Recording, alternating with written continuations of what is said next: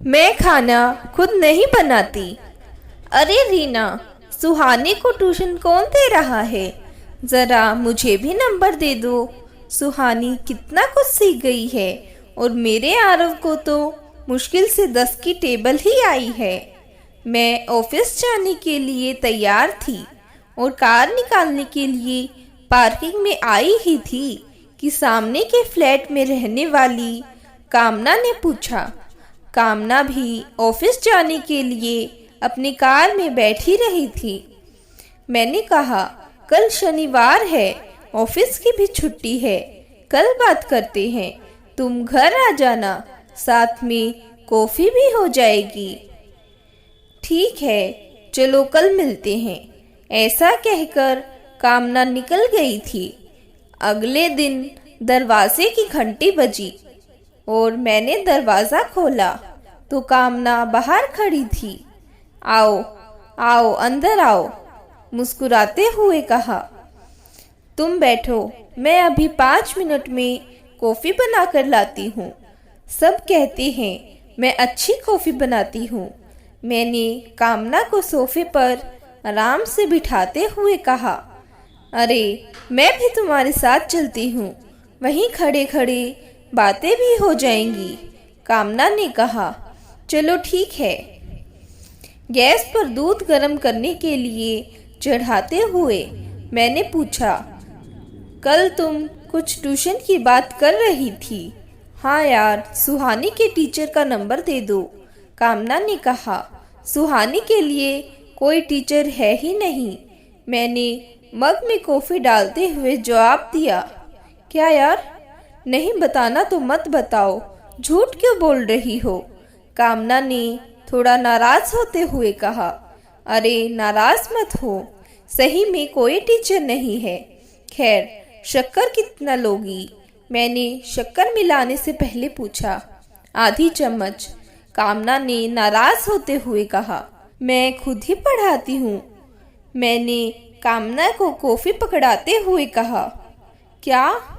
कामना ने कॉफ़ी का मग हाथ में लेते हुए चौंकते हुए कहा। चौंकने के कारण थोड़ी सी कॉफ़ी उसके हाथ पर छलछला कर गिर गई थी। अरे अरे, आराम से, हाथ जल जाएगा। मैंने कॉफ़ी की चुस्की लेते हुए कहा। क्या सुपर वुमेन हो? ऑफिस से आने के बाद तुम्हें इतना वक्त मिल जाता है? मुझे तो मरने तक की फुर्सत नहीं मिलती। कामना ने कॉफ़ी पीते हुए कहा। हाँ यार, मैं ऑफिस से आने के बाद अपना ज़्यादा से ज़्यादा वक्त सुहानी के साथ बिताने की कोशिश करती हूँ। मैंने कॉफ़ी की चुस्की लेते हुए कहा। यार, मैं भी आरव के साथ वक्त बिताना चाहती हूँ, लेकिन डिनर की तैयारी करनी होती है तो बिता ही नहीं पाती। वैसे कॉफ़ी अच्छी बनाई है तुमने, कामना ने कहा। चल, तुझे भी मेरे हाथ की बनी हुई कॉफ़ी अच्छी लगी, वही तो मैंने कुक लगा रखा है। मुझे अपनी बेटी को अपने हाथ से बना हुआ खाना खिलाने में उतना आनंद नहीं मिलता जितना उसके साथ वक्त बिताने में। मैंने कहा। क्या बात कर रही है? कामना ने कहा। हाँ यार, कई बार हम कामकाजी महिलाएं बड़ी गलानी का अनुभव करती हैं कि हम अपने बच्चों को अपने हाथों से बना हुआ खाना नहीं खिला पा रहे, लेकिन अब मैं ऐसा नहीं सोचती। मैंने कहा। कामना सोच रही थी कि जब वह घर पर होती है तो उसका ज़्यादा से ज़्यादा वक्त किचन में ही बीतता है। उसके पति और बच्चे केवल उसी के हाथ से बना हुआ खाना खाना चाहते हैं। कई बार तो उसका दिल करता है कि वह नौकरी छोड़ दे, घर पर आकर कुछ मिनट भी अपने बच्चों के साथ सुकून से नहीं बिता पाती। छुट्टी वाले दिन तो उसकी और बैंड बज जाती है। पहले ही हफ्ते भर के काम पेंडिंग होते हैं और ऊपर से बच्चे तथा पति की कुछ स्पेशल बनाने की फरमाइश। क्या सोचने लग गई? मैंने कामना से पूछा। यही यार, फिर बच्चे ठीक से नहीं खाएंगे, कामना ने कहा। नहीं, यही तो हम गलत सोचते हैं। प्रतिदिन मसालेदार और जीभ को अच्छा लगने वाला खाना खाने से स्वादिष्ट खाने का महत्व ही खत्म हो जाता है। उदाहरण के लिए, अगर हमें रोज रोज तीखा खाने को मिले तो फिर तीखे का स्वाद ही भूल जाते हैं।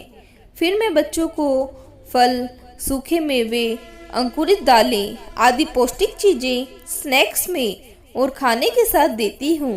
बच्चे धीरे धीरे सब खाना सीख लेते हैं।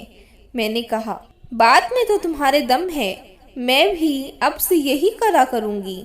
कामना ने कहा, हाँ, इससे तुम अपने परिवार के साथ ज़्यादा से ज़्यादा समय बिता सकती हो। धीरे धीरे बदलाव लाओ।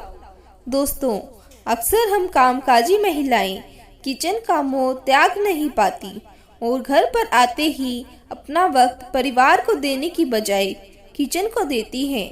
अगर हम फल, सलाद, सूखे मेवे, अंकुरित दालों को अपने खानों में शामिल कर लें तो समय भी बचेगा और पौष्टिक खाना भी मिलेगा।